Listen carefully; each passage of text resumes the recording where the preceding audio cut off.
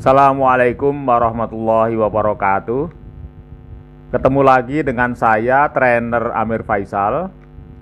Kalau Anda ingin tahu lebih banyak tentang saya, Anda bisa ketik trainer Amir Faisal di Google. Atau kalau Anda ingin belajar di platform digital saya yang lain, Anda bisa ketik juga trainer Amir Faisal tetapi di Facebook atau fanpage saya. Baik teman sekalian, kita lanjutkan TOT, Training of Trainer, menjadi motivator, dan sekarang kita sudah masuk ke bagian yang ke-7. Di bagian yang ke-7 ini kita akan bicara bagaimana membuat sebuah outcome setting. Jadi outcome itu apa yang akan Anda raih, apa yang Anda peroleh, ya, apa yang Anda dapatkan. Nah, ini Anda bisa membuat sebuah setup. Dalam hal ini saya gunakan model yang paling sederhana, ya. Jadi hanya 4 langkah. Jadi ada model lain yang sampai 8 langkah. Ya, tapi selain waktunya tidak mungkin, juga nanti Anda terlalu rumit untuk menerapkan. Nanti Anda boleh menerapkan 8 langkah setelah Anda bisa menguasai yang model 4 langkah ini. Jadi seperti apa yang ada di layar ini. Jadi langkah yang paling pertama dalam Anda membuat outcome, ya, itu adalah Anda membuat outcome statement. Jadi contohnya seperti ini, ya. Jadi apa yang dinamakan outcome statement? Jadi outcome statement merupakan sebuah statement yang konkret, ya, konkret. Jadi Anda kalau menginginkan sesuatu, ingin mencapai sesuatu, itu hendaklah Anda nyatakan dengan sebuah statement yang konkret, tidak abstrak. Ya, jadi mudah. Misalnya contoh sederhana, misalnya Anda tahun ini ingin meraih keuntungan, kenaikan keuntungan sebesar 30% umpamanya. Jadi konkret.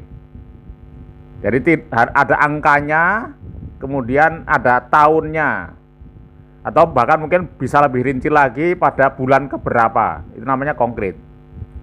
Misalnya Anda mengatakan saya ingin jadi pengusaha sukses, itu belum konkret. Harus dinyatakan secara konkret pengusaha sukses di bidang apa.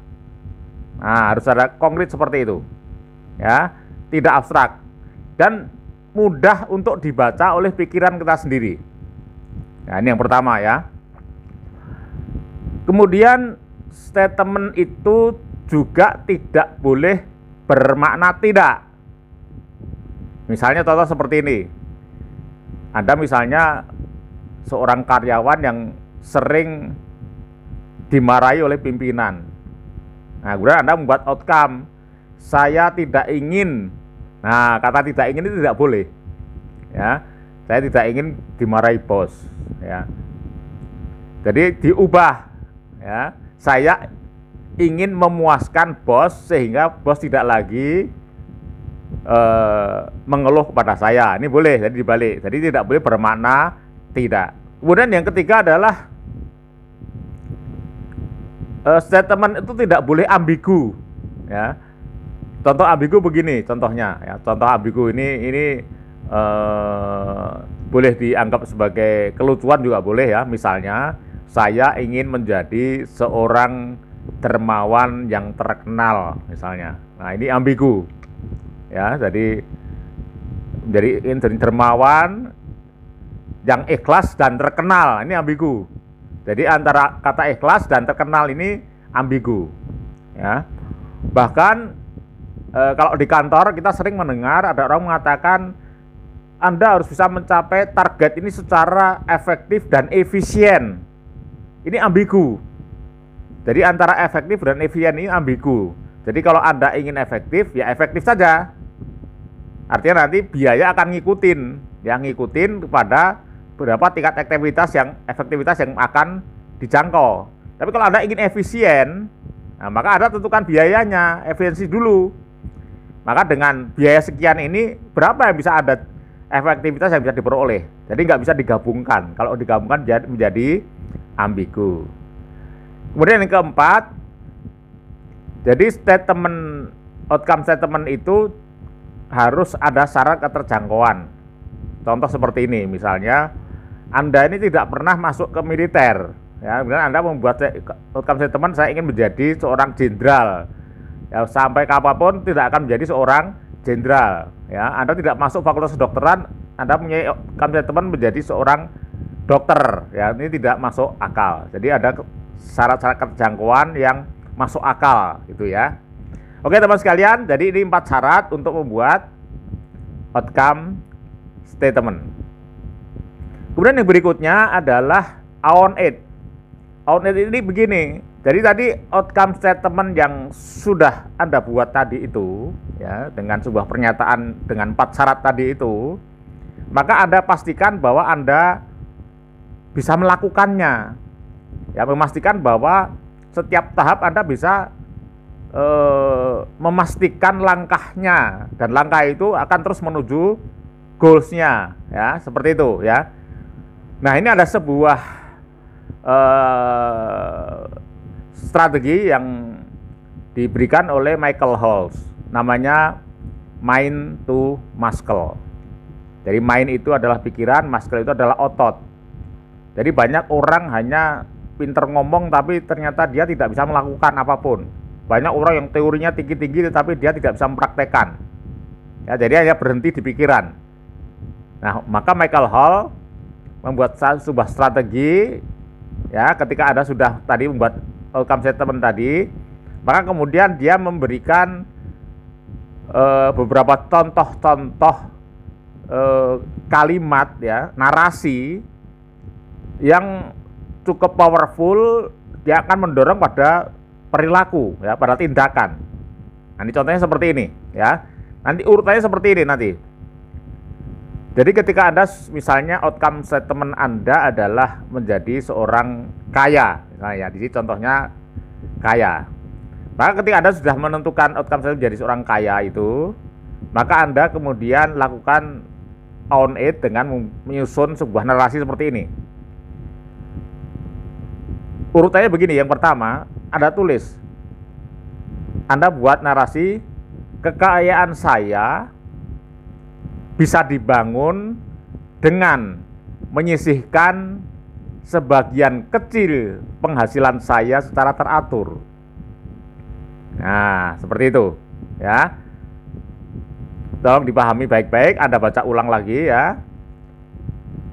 Kemudian setelah Anda buat narasinya, ditambah kata saya meyakini, ya. Jadi di depan kata kekayaan saya tadi ditambah kata saya meyakini. Jadi menjadi saya meyakini bahwa kekayaan saya bisa dibangun dengan menyisihkan sebagian kecil penghasilan saya secara teratur.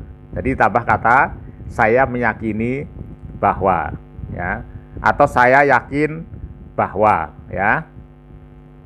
Kemudian supaya lebih yakin lagi, supaya lebih powerful lagi, supaya bisa lebih menghasilkan tindakan lagi, ada tambah lagi, tambahi saya mampu. Jadi begini kalimatnya. Saya meyakini bahwa saya mampu, nah, ya, membangun kekayaan dengan menyisihkan sebagian kecil penghasilan saya. Nah, bisa lagi di powerfulkan lagi, ditambah mulai hari ini. Ya.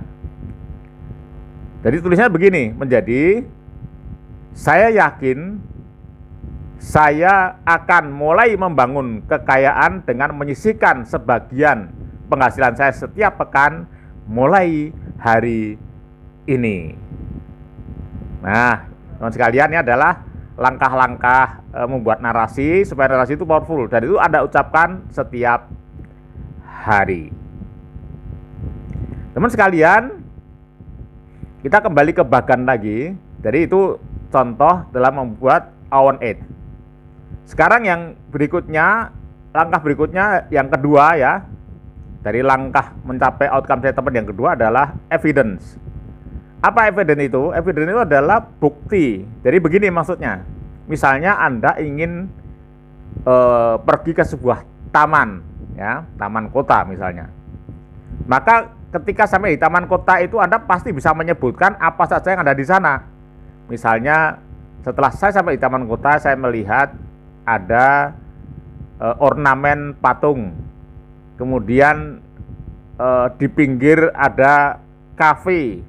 Kemudian juga di sana juga view kelihatan gedung perkantoran misalnya. Apalagi ada tanaman apa misalnya.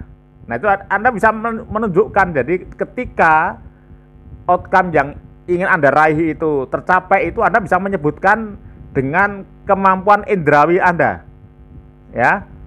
Nah, ini sama persis ketika pada bagian yang keempat ya. Ya, bagian yang keempat di situ Anda pernah kita ajarin membuat total model. Nah, seperti itu persis ya. Dari total model itu Anda bisa secara indrawi menjelaskan diri ideal Anda, kondisi ideal Anda. Sama seperti itu. Nanti tolong diulang lagi pada bagian yang keempat ya. Bagaimana menyusun sebuah outcome dengan menggunakan total model. Kemudian yang berikutnya adalah ekologi. Ekologi apa? Ekologi adalah lingkungan, environment. Jadi setiap perilaku kita pasti akan memberikan impact ya, atau efek pada orang lain di sekitar kita, orang kita sayangi. Misalnya tadi ketika Anda tadi menyisihkan sebagian kekayaan Anda tadi ya, sebagian kekayaan setiap hari, tentu pasti akan berdampak pada ya, apakah itu biasanya Anda setiap malam minggu jalan-jalan dengan keluarga, sekarang menjadi Anda kurangi, yang tadi seminggu sekali menjadi 2 minggu sekali, atau mungkin sebulan sekali. Nah, ini namanya ekologi. Tetapi ekologi ini juga bisa berarti nanti kalau Anda sudah sebagian outcome Anda itu tercapai, itu juga ada ekologinya juga. Jadi ketika penghasilan Anda memang betul-betul ternyata tadi bertambah misalnya, tentu saja maka berdampak juga pada orang sekitar Anda. Nah, itu maka Anda tulis, Anda sebutkan. Jadi apa dampak-dampak ekologis bagi orang-orang di sekitar Anda. Kemudian yang terakhir adalah resources. Jadi resources adalah juga menyangkut orang-orang dekat dengan kita. Jadi ketika Anda ingin meraih outcome itu pasti ada pihak-pihak yang bisa memberikan kontribusi pada Anda. Contohnya misalnya tadi mentor. Nah, itu ada tulis. Jadi Anda memerlukan seorang mentor. Kemudian resource yang lain mungkin ya, ada bank yang bisa berikan pinjaman misalnya. Atau misalnya kalau Anda ilmuwan, tentu ada juga perpustakaan, laboratorium, kemudian seminar-seminar dan seterusnya. Ya, jadi banyak hal yang bisa Anda dapatkan, resource yang Anda peroleh ya. Resource juga bisa juga dari misalnya peluang yang dibuka oleh pemerintah. Ini juga termasuk resource. Oke teman sekalian, jadi ini adalah langkah-langkah untuk meraih outcome setting Anda, model yang paling sederhana. Ya. Nah, langkah-langkah ini nanti Anda juga bisa pelajari di buku saya yang di atas sebelah kiri kanan atas saya ini yang berjudul Inside Out Communication. Ya. Di sana saya jelaskan secara rinci bagaimana meraih outcome itu. Anda bisa belajar dan buku itu isinya dari bab pertama sampai terakhir isinya adalah semuanya praktek. Baik, sampai ketemu lagi pada bagian yang ke-8. Sekian, Assalamualaikum warahmatullahi wabarakatuh.